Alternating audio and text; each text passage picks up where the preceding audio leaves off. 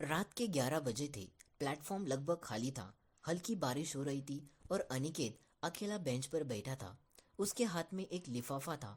वो लिफाफा जो उसकी जिंदगी बदल सकता था या उसकी जिंदगी तोड़ सकता था।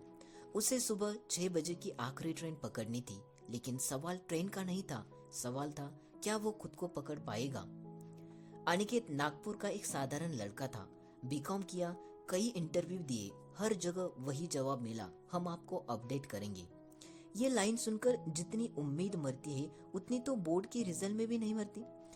घर पर पिता की छोटी सी किराना दुकान, माँ की उम्मीदें, रिश्तेदारों के ताने, शर्मा जी का बेटा तो दुबई चला गया।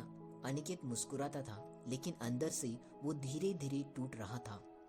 आज जो लिफाफा उसके हाथ में था वो मुंबई के एक बड़ी कंपनी का ऑफर लेटर था। सैलरी अच्छी थी, शहर बड़ा था, मौका बड़ा था, लेकिन पिता की तबीयत अब पहले जैसे नहीं थी। दुकान कौन संभालेगा? अगर मैं चला गया तो क्या मैं स्वार्थी हूँ? अगर नहीं गया तो क्या मैं कायर हूँ? तभी उसे 5 साल पहले एक बात याद आ गई। 12वीं के बाद उसने एक बार क्रिकेट ट्रायल देने का सोचा था, लेकिन वो डर गया था। उस दिन उसके पिताजी ने कहा था, बेटा, हार जाने से आदमी छोटा नहीं होता, कोशिश छोड़ देने से छोटा होता है। उसने तब कोशिश नहीं की थी और वो पछतावा आज तक उसके अंदर जिंदा था। क्या आज वो फिर वही गलती दोहराएगा? रात के 2 बजे बारिश तेज हो चुकी थी। प्लेटफॉर्म की लाइट झिलमिला रही थी। अनिकेत ने पिताजी को फोन लगाया। फोन उठा। हाँ बेटा, स्टेशन पहुंच गया? हाँ। कुछ सेकंड की चुप्पी। डर लग रहा है? पिताजी ने पूछा। अनिकेत की आंखों में आंसू निकल गए। हाँ। पिता हल्के से हंसे। डर तो तब लगता है ना जब कुछ बड़ा होने वाला हो। दुकान में संभाल लूंगा, तू बस अपनी जिंदगी संभाल। उस पल अनिकेत समझ गया। कभी कभी हमें लगता है कि हम परिवार को छोड़ रहे हैं, लेकिन सच में परिवार ही हमें उड़ने की इजाजत दे रहा होता है। सुबह 5 बजे ट्रेन प्लेटफॉर्म पर आ गई। उसका दिल तेज धड़क रहा था।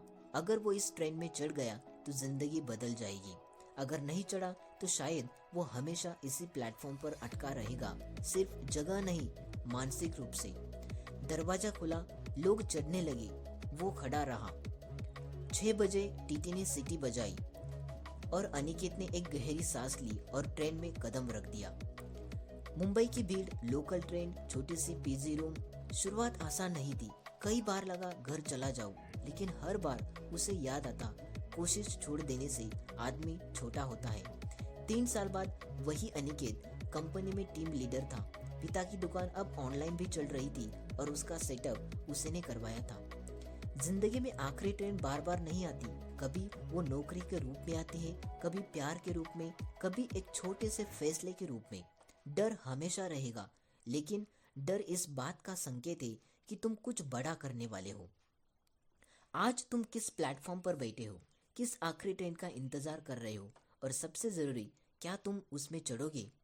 अगर ये कहानी तुम्हारे दिल को छू गई तो खुद से एक वादा करो, अगली बार जब मौका मिले तो डर के कारण पीछे मत हटना। और हाँ, अगर तुम भी अपनी आखिरी ट्रेन पकड़ने वाले हो तो कमेंट में लिखो, मैं तैयार हूँ, आई एम रेडी।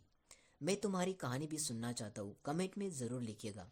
चलिए, मैं मिलता हूँ आपको एक अगले वीडियो में और एक ऐसे इंटरेस्टिंग टॉपिक के साथ। तो तब तक के लिए धन्यवाद।